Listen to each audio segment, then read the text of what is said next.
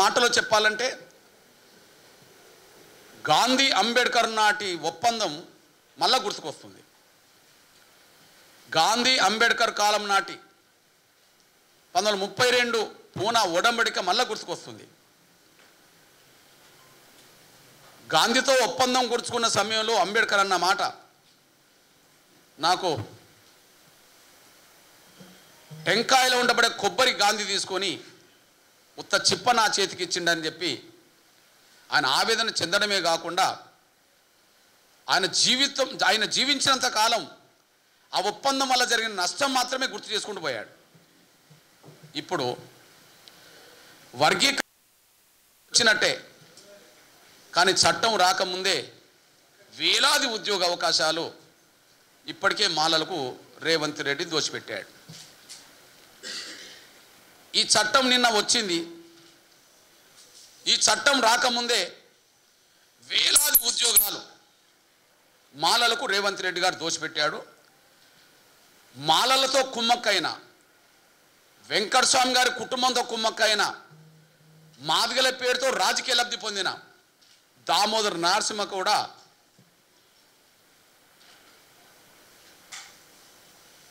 రాజీపడి వాళ్ళ మాదిగ బిడ్డల భవిష్యత్తుకు కొంత నష్టం తీసుకొచ్చాడు. ఇది ముమ్మాటికి వాస్తవం. ఇప్పుడు వర్గీకరణ చట్టం తెచ్చినామని చెప్పి ఎంత గొప్పలు చెప్పుకున్నా చట్టం రాకముందు మా బిడ్డలకు ఏ నష్టం తీసుకొచ్చారో ఆ నష్టం ఇప్పుడు వెంటనే భర్తీ చేయడానికి అవకాశం లేదు. ఇప్పుడు ఉత్త చట్టం మా చేతిలో పెట్టి ఉద్యోగాలన్నీ వాళ్ళకి ఇంతకుముందే ఇస్తే ఇప్పుడు ఆ చట్టం ఇప్పుడు ఏ ఉద్యోగాలు ఇవ్వాలి? ఇప్పుడు ఆ చట్టం మాకు ఏ ఉద్యోగాలు ఇవ్వాలి? ఈ నేపథ్యంలో ఒక విషయాన్ని గుర్తు చేస్తున్నాను నేను.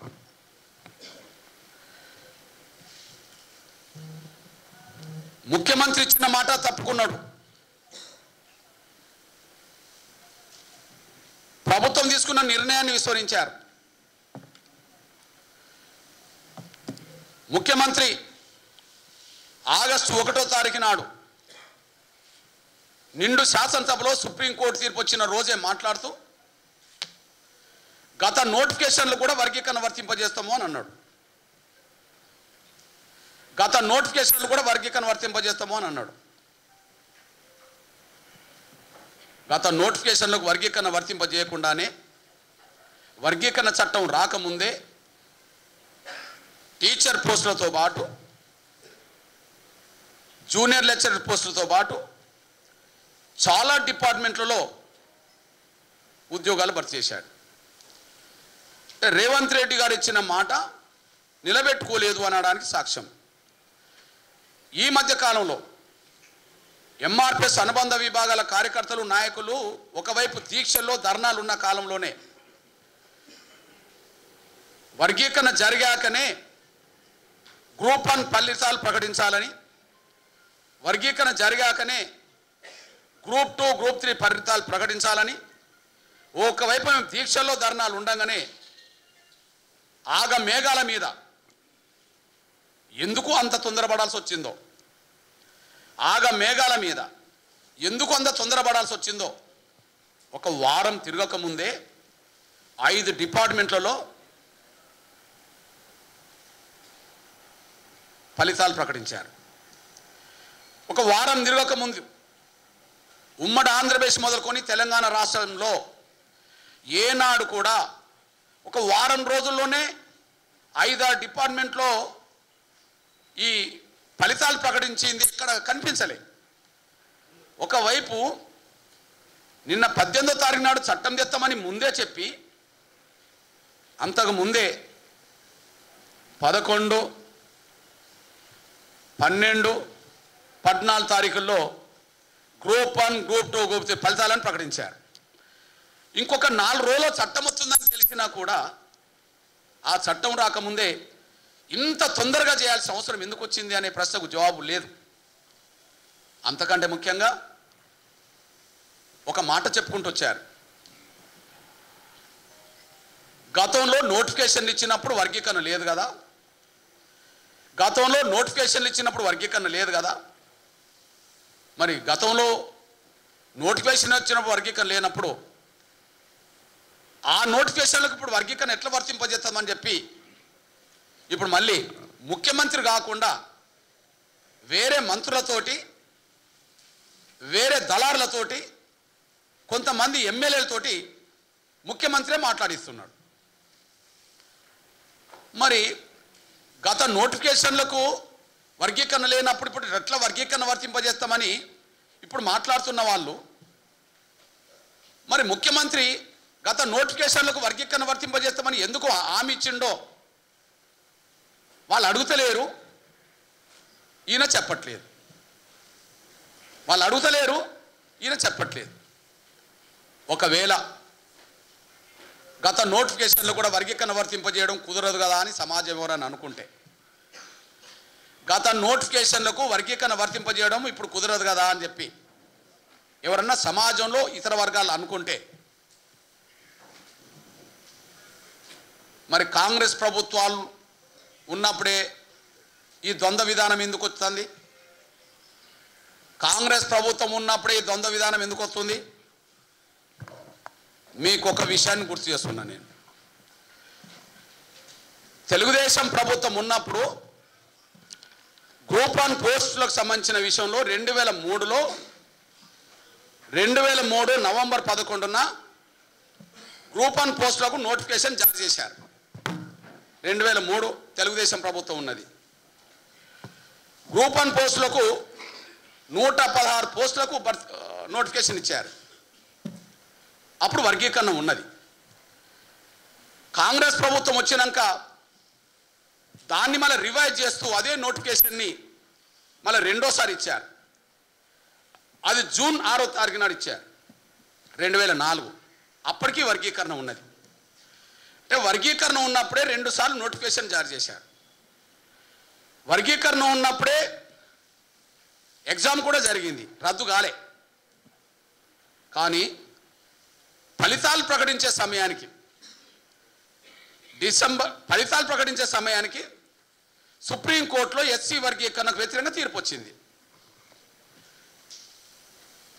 మరి సుప్రీంకోర్టులో ఎస్సీ వర్గీకరణకు అనుకూలంగా తీర్పు రాకముందే నోటిఫికేషన్లు వర్గీకరణకు అనుకూలంగా వచ్చినప్పుడు, పరీక్షలు కూడా అందుకు అనుగుణంగా జరిగినప్పుడు సుప్రీంకోర్టు తీర్పును అడ్డం పెట్టి మరి వర్గీకరణ లేకుండా ఎట్లా ఫలితాలు ప్రకటించారు? సుప్రీంకోర్టు తీర్పు వర్గీకరణకు వ్యతిరేకంగా వచ్చిందని చెప్పి సుప్రీంకోర్టు తీర్పును అడ్డం పెట్టి వర్గీకరణ లేకుండా ఎట్లా అన్నాడు కాంగ్రెస్ ప్రభుత్వం, వైఎస్ రాజశేఖర్ గారి ప్రభుత్వం ఎట్లా ఫలితాలు ప్రకటించింది వర్గీకరణ లేకుండా? సుప్రీంకోర్టు తీర్పుకు సంబంధం లేదు కదా, నోటిఫికేషన్లు వచ్చినప్పుడు వర్గీకరణ రద్దు కాలేదు కదా, పరీక్షలు రాసినప్పుడు వర్గీకరణ రద్దు కాలేదు కదా, ఫలితాలు రాకముందు వర్గీకరణ రద్దు అయితే మరి ఫలితాలు వర్గీకరణ రద్దు చేసే ఇచ్చారుగా, మరి అది ఇప్పుడు ఎందుకు వర్తించదు? ఇప్పుడు నోటిఫికేషన్లు ఇచ్చినప్పుడు వర్గీకరణ లేకపోవచ్చు, పరీక్షలు రాసేటప్పుడు వర్గీకరణ లేకపోవచ్చు, కానీ ఫలితాలు ప్రకటించకముందే సుప్రీంకోర్టు తీర్పు వర్గీకరణకు అనుకూలంగా వచ్చింది కదా.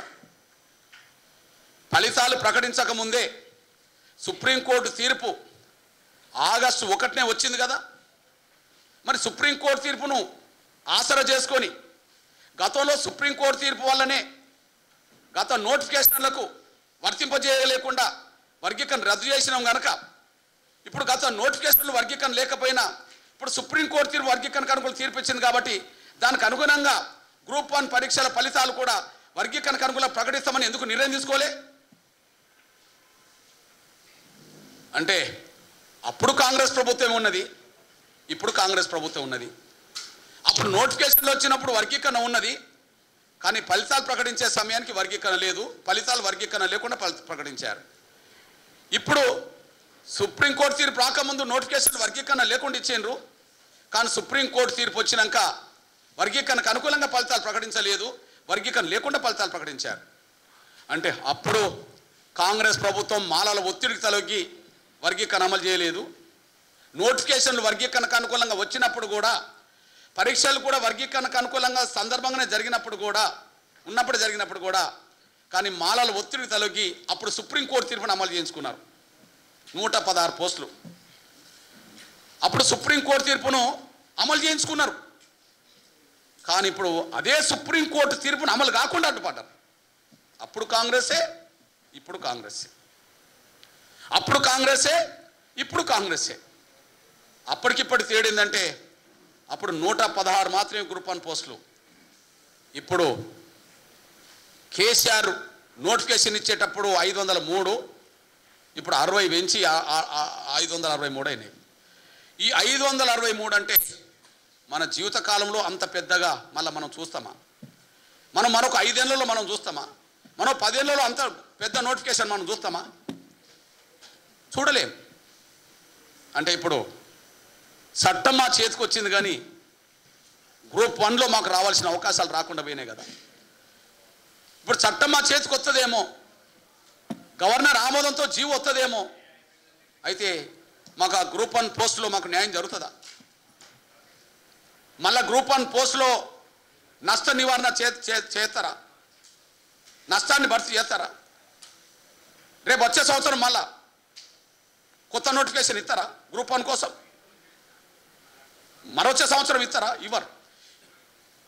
అంతకుముందు ఇప్పటికీ తేడా 10 ఏళ్ళు, 13 ఏళ్ళు.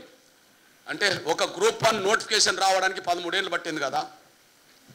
563 గ్రూప్ 1 పోస్టులు కూడా అతిపెద్ద నోటిఫికేషన్ మా కండ్ల ముందు చేజారిపోయింది కదా.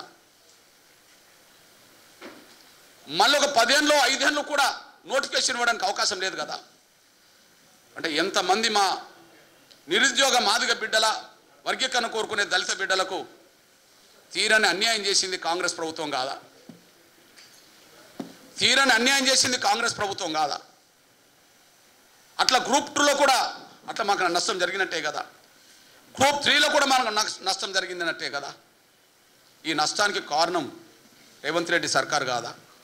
రేవంత్ రెడ్డి గారు సర్కార్ మాలల ఒత్తిడికి తలొగ్గి ఈ మాదిగలకు అన్యాయం చేసింది నిజం కాదా?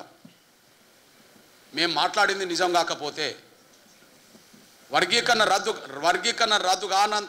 రద్దు కాకముందు, వర్గీకరణ ఉన్నప్పుడే నోటిఫికేషన్లు వచ్చినప్పుడు మరి సుప్రీంకోర్టు తీర్పును అడ్డం పెట్టుకొని వర్గీకరణ లేకుండా ఎట్లా ఆనాడు గ్రూప్ 1 ఫలితాలు ప్రకటించారు? ఇప్పుడు సుప్రీంకోర్టు తీర్పు వర్గీకరణకు అనుకూలంగా వచ్చినాక కూడా వర్గీకరణ లేకుండానే మళ్ళీ ఎట్లా మళ్ళీ నియామకాలు ప్రకటించారు? దీన్ని బట్టి కాంగ్రెస్ ప్రభుత్వంలో మాలల ఆధిపత్యం, మాలలు శాసిస్తే ఆనాడు సుప్రీంకోర్టు తీర్పు మాకు వ్యతిరేకంగా వస్తే వెంటనే అమలు చేయించుకున్నారు. ఈరోజు సుప్రీంకోర్టు తీర్పు మాకు అనుకూలంగా వచ్చినా కూడా నెలల తరబడి పెండింగ్లో పెట్టి వర్గీకరణ లేకుండానే మళ్ళీ అమలు చేయించుకున్నారు. కాంగ్రెస్ పార్టీలో, కాంగ్రెస్ ప్రభుత్వంలో మాలల ఆధిపత్యానికి రేవంత్ రెడ్డి గారు తలొగ్గి ఒక 10 ఏళ్ళు మా బిడ్డలు గ్రూప్ 1 స్థాయికి ఎదగకుండా చేయడానికి కుట్ర జరిగింది. ఆ కుట్రలో రేవంత్ రెడ్డి గారు భాగస్వామి అయ్యింది అనే విషయం కూడా మేము స్పష్టం చేస్తున్నాం. నంబర్ 1.